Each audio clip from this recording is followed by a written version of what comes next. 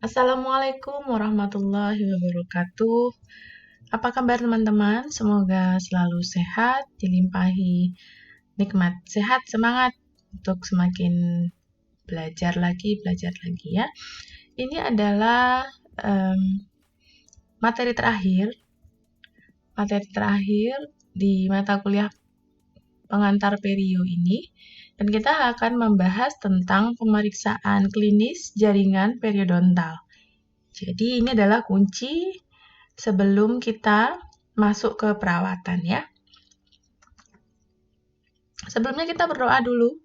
Semoga apa-apa yang kita pelajari ini menjadi ilmu yang bermanfaat dan dianggap sebagai amal soleh oleh Allah Subhanahu wa Ta'ala. Amin ya Rabbal Alamin. Berdoa dipersilahkan, dan yang beragama yang lain monggo dipersilahkan menurut agama masing-masing. Bismillahirrahmanirrahim.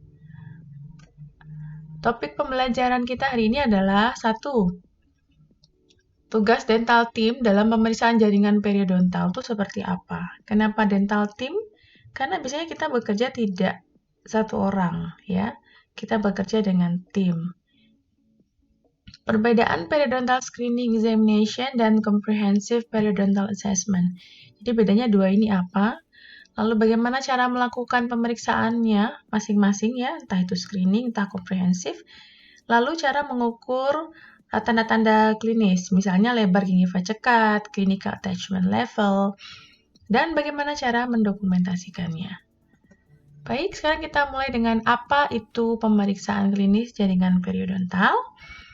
Kita ingin tahu dulu. Pemeriksaan klinis jaringan periodontal adalah suatu proses untuk mendapatkan data yang menggambarkan kondisi jaringan periodontal pasien secara komprehensif. Nah, itu meliputi apa saja?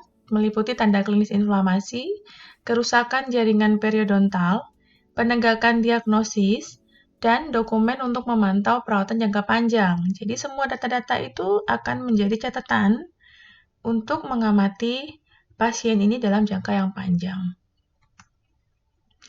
Nah, dental team dalam hal ini ada dua ya, ada dentisnya atau dokter giginya, ada dental hygienisnya. Jadi bekerja sama dalam sebuah tim untuk memberikan pelayanan kepada pasien. Nah, apa saja pemeriksaan klinis yang sering dilakukan? Ada dua macam.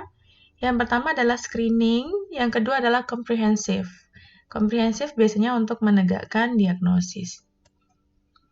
Sekarang kita lihat dulu tanggung jawab dan aspek hukum dental teamnya seperti apa. Dalam bekerja, kita bekerja dalam biasanya dikenal dengan four-handed dentistry. Jadi ada 4 tangan di situ, ada 2 kepala di situ, dan masing-masing tugasnya berbeda.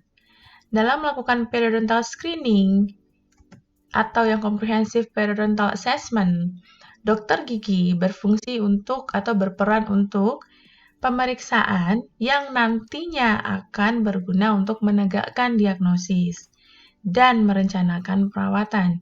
Sedangkan dental hygienist itu akan memeriksa pasien untuk mengumpulkan data pemeriksaan yang bisa dijadikan masukan untuk menentukan terapi.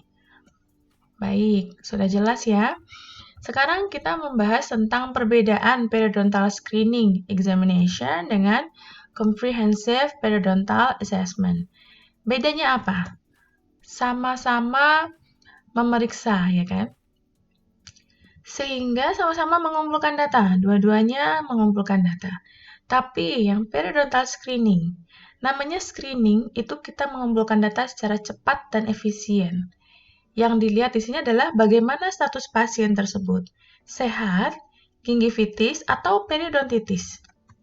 Sedangkan yang comprehensive periodontal assessment itu mengumpulkan data yang intensif dan detail, supaya nanti dapat menegakkan diagnosisnya dan menjadi dokumen untuk memantau perkembangan pasien kita. Lalu bagaimana cara melakukan pemeriksaan klinis dan pencatatannya? Sekarang kita lihat dulu yang periodontal screening and recording ya. Screening dulu. Oke, yang screening ini kita menggunakan probe WHO. untuk teman-teman dental hygienist menggunakan probe WHO. Dan yang dilihat adalah tanda dari marker pada probe ini. Nih, ini kan ada tandanya nih. Oke, ini warnanya putih, ini warnanya hitam. Masing-masing ada ukurannya. Sampai bulatan di bawah itu 0,5 mili. Batas paling bawah dari tanda hitam itu adalah 3,5 mili. Lalu kemudian batas atasnya ini adalah 5,5 mili. Ya. Nah, sebetulnya bisa lagi dilihat di atasnya ada 8,5, ada 11,5, masing-masing jaraknya 3 mili. Tetapi di sini kita akan menggunakan warna ini sebagai indikator. Oke. Apa saja yang diperiksa? 1. Ada atau tidak bleeding on probing. Jadi saat kita melakukan probing, memasukkan probe ke dalam sulcus, lalu kita keluarkan probe-nya, kita angkat probe-nya, ada perdarahan atau tidak? Itu dicatat. 2. Ada tidaknya kalkulus, karena probe juga bisa dipakai untuk mendeteksi kalkulus. Ya. Yang ketiga adalah ada atau tidaknya tumpatan yang berlebih. Ya kan? Nah, ini biasanya pakai explorer kalau tumpatan. Kalkulus juga sebaiknya dengan explorer. Oke, kita melihat satu ukuran per sextan, ambil yang terparah. Jadi tidak dicatat semuanya, tapi dalam satu gigi itu ada 6 permukaan, ambil yang terparahnya. Oke, ini dia secara detail cara melakukan probing. 1. Masukkan probe-nya, pegang probe dengan modified, lalu kemudian letakkan tangan dengan stabil sebagai finger rest-nya, lalu masukkan probe dengan tekanan perlahan sampai terasa ada tahanan.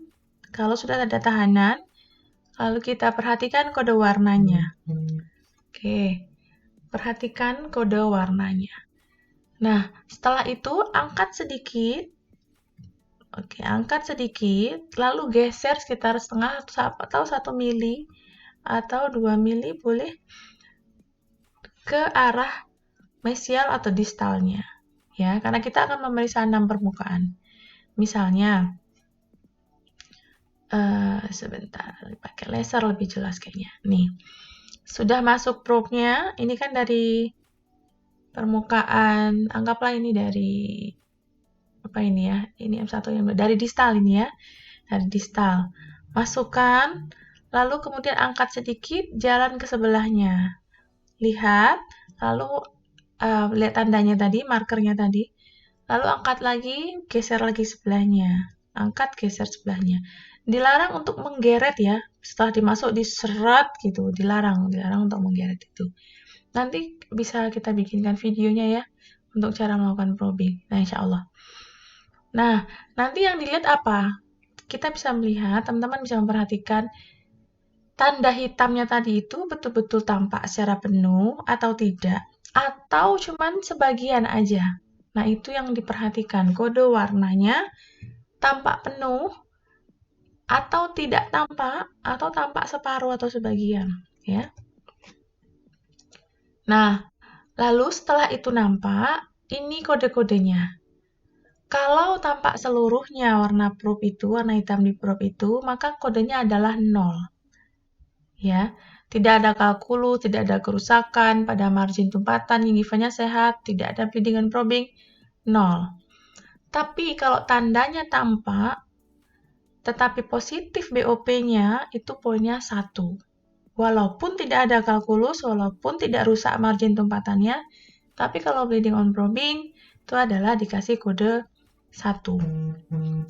Nah, lalu kemudian kita lihat juga, kalau poin 2 itu artinya tanda warna pada probe tampak, tapi sudah ada kalkulus supragingiva, kalkulus subgingiva, dan margin tumpatannya rusak. Ini atau ya teman-teman, salah satu cukup untuk membuat dia diberi poin 2. Oke, bagaimana dengan kode 3? Kode 3 itu tanda probe-nya terlihat sebagian saja.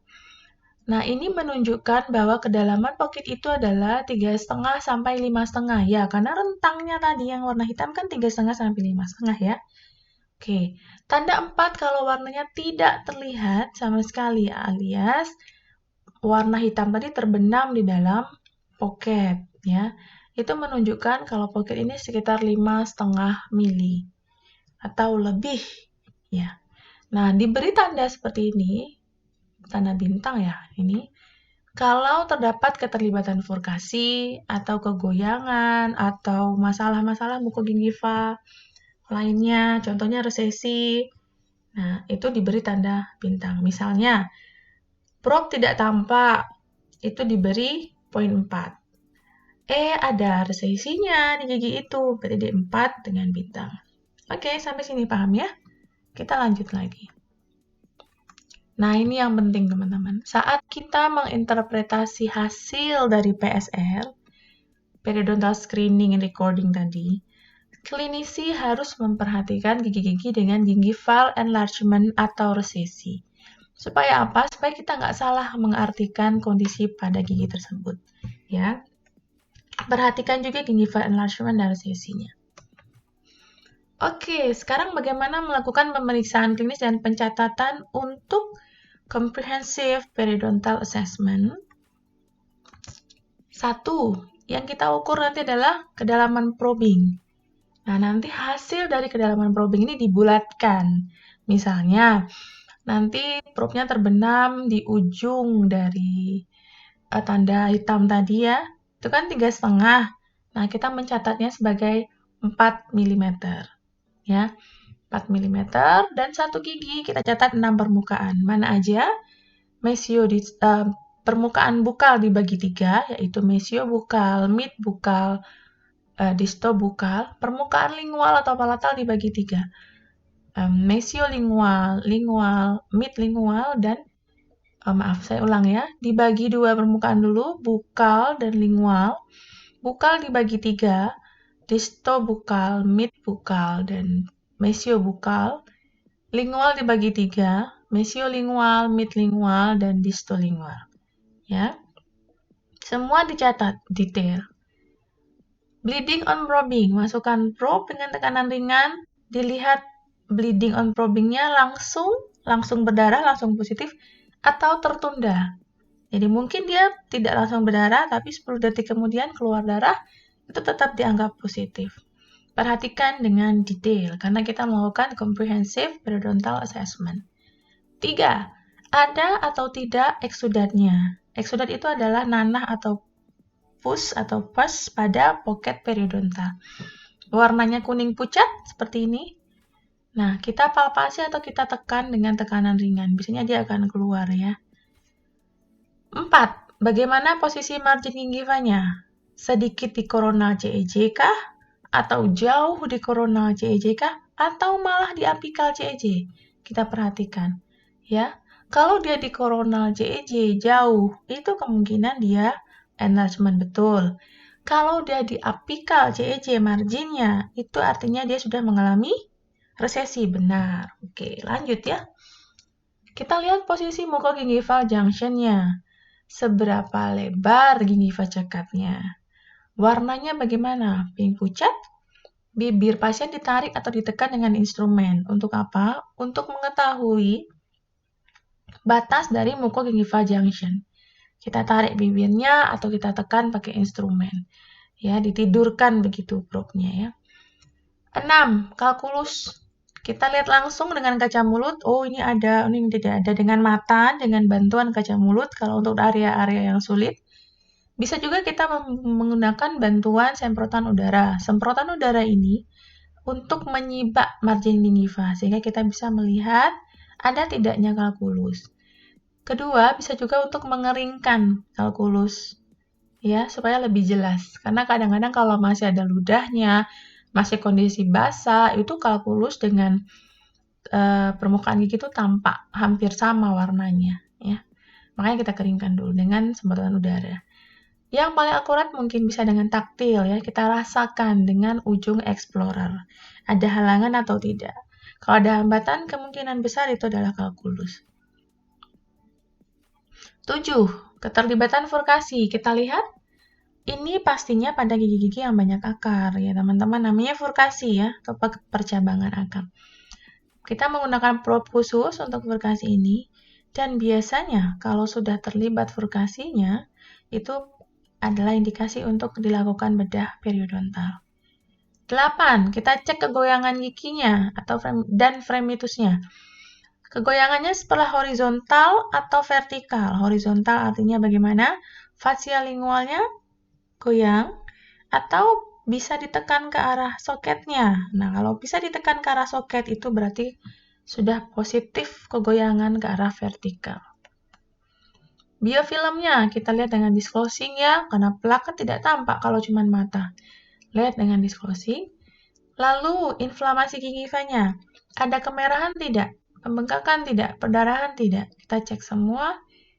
Dan kadang kita perlu lakukan ronsen tulang alveolar untuk menegakkan diagnosis, untuk menunjang pemeriksaan klinis, dan dilakukan juga palpasi dengan tekanan ringan. Ada tidaknya faktor lokal lain, misalnya faktor tempatan berlebih, faktor malposisi, dan lain-lain. Oke, lebih detail, ada klasifikasi Miller untuk menentukan resesi. Ya, kelas 1 itu artinya, terjadi resesi gingiva yang tidak meluas sampai ke mukogingival lain. Jadi belum mencapai mukogingival lain. Ini mukogingival lain. Oke. Kelas 2, dia sudah mencapai mukogingival lainnya. Tetapi ditambahkan dengan tanda-tanda bahwa papila interdentalnya sudah tidak kontak lagi. Ya. Jadi bedanya adalah kelas 1 dan kelas 2 di papilanya. 3. Kelas 3 ini adalah sudah mengenai mukogingival junction yang lebih luas, ya. Nah, dan interdental papillanya sudah turun jauh. Ini udah kelas 3. Dan kelas 4. Nah, ini sudah loss of bone-nya sudah parah, ya. Interdental papillanya sudah terbuka nih seperti ini. Kelas 4. Oke, bagaimana cara mengukur gingiva cekat? Nah, 1, ukur dulu jarak antara margin sampai ke mukogingiva junction. Itu adalah total tinggi gingivanya. Nah, kita kan ingin tahu hanya gingiva cekat. Oke, kita masukkan sekarang probe ke dalam sulcusnya. Kita ukur kedalaman sulcusnya. Nah, lalu hasil pengukuran yang tadi total dengan pocket atau sulcusnya itu, selisihnya adalah tinggi gingiva cekat. Ya, paham ya teman-teman? Karena kan letak gingiva cekat itu adalah dari dasar sulcus sampai batas mukogingival junction. Sip. Lanjut keterlibatan furkasi. Pakai probe khusus nih, teman-teman bisa perhatikan probe-nya ya, seperti ini. Kelas 1. Kecembungan gigi teraba dengan probe. Probe mencapai furkasi kurang dari 1 mili. Nih, mencapai furkasi ini kurang dari 1 mili. Kelas 2, probe mencapai furkasi lebih dari 1 mili tapi tidak dapat tembus. Nah, ini agak ukurannya begini nanti, ada 1 milian gitu. Di sini ada markernya. Nah, tapi dia tidak menembus furkasi. Lebih dari 1 mili itu dianggap sebagai kelas 2. Kelas 3, menembus furkasi. Menembus furkasi, masuk di antara akar mesial dan distal untuk gigi mandibula, dan masuk di antara akar mesiobukal dan distobukal untuk gigi maksila. Ya kan? Karena apa? Karena kalau molar maksila kan akarnya 3. Ya. Menyentuh akar palatal. Itu kita kasih kelas 3. Kelas 4 sama dengan kelas 3, tetapi ditambah dengan resesi. Sehingga kita bisa lihat langsung kalau ada keterlibatan furkasi. Jadi nampak mata aja itu terlihat, itu berarti kelas 4. Sekarang kegoyangan gigi, gimana caranya? Kalau kegoyangannya ringan, kurang dari 1 mm arah fasial lingual, itu kita hitung sebagai kelas 1. Kalau kegoyangannya sedang, 1-2 mm horizontal atau fasial lingual bergeraknya, kelas 2. Kalau kegoyangannya parah, lebih dari 2 mili bergeraknya, ke fasial lingual dan ke vertikal, itu kita anggap kelas 3. Fasial lingual, berarti kita dorong dari fasial ke lingual. Dengan instrumen. Satu instrumen bisa dengan 2 instrumen. Ya, kalau satu instrumen gimana dok? Satu instrumen berarti satu lagi dengan jari ya. Oke, nanti kita bahas dah. Kalau emang pengen tahu lebih lanjut, teman-teman komen aja. Nanti kita bikinkan visualisasinya. Oke. Atau ke arah vertikal kita tekan. Nah, ini sebetulnya tidak disarankan dengan menggunakan jari seperti ini ya. Apalagi jarinya nggak pakai handscoon gitu. Tapi kalau di masyarakat, kadang-kadang kan mereka memang menggunakan jari untuk menggerakkan giginya kan. Oke. Ini dia menghitung clinical attachment loss. Jadi kita ingat dulu normalnya attachment itu di mana, dan sekarang kita akan mengukur yang tidak normal. Oke. Nah, clinical attachment loss itu kita hitung dari ini margin, dari CEJ sampai ke dasar pocketnya. Kalau dari margin sampai dasar pocket itu namanya kedalaman pocket. Kalau clinical attachment loss kita hitung dari CEJ sampai dasar pocket. Karena kita hanya menghitung perlekatannya saja ya. Contohnya, kalau marginnya di sini normal, nah itu akan sama jarak dari kedalaman pocket dengan clinical attachment loss-nya, ya. Karena pengukurannya sama, letak marginnya sejajar dengan CEJ. Nah, itu kan sama berarti ya. Tapi kalau misalnya sudah terjadi enlargement, nih gingivanya sudah membesar, ya kan? Kita mengukur clinical attachment loss-nya dari mana? Ya tetap dari CEJ-nya. Tetap dari CEJ-nya. Masukkan probe-nya, lalu ajak sedikit sibak sedikit, lalu kita melihat di mana titik CEJ-nya. Nah, CEJ ke arah dasar itu adalah clinical attachment loss. Kalau margin sampai dasar sulcus itu adalah pocket depth. Betul sekali. Oke, lanjut dengan kondisi yang sudah terjadi resesi. Kalau resesi sudah terjadi, kita lebih mudah menghitung clinical attachment loss-nya. Karena CEJ-nya sudah tampak. Kita tinggal ukur jarak dari CEJ sampai ke dasarnya. Ya kan? Kalau resesi gimana? Kalau resesi jarak dari CEJ sampai ke marginnya. Oke. Next. Ada saran atau ide mau bahas apa? Kita sudah selesai untuk topik ini. Oke, silahkan tuliskan di kolom komentarnya atau menghubungi saya juga boleh seperti biasa. Terima kasih banyak. Semoga bermanfaat. Mohon maaf ya kalau banyak kurangnya, banyak gangguan audionya. Mohon dimaafkan. Assalamualaikum warahmatullahi wabarakatuh.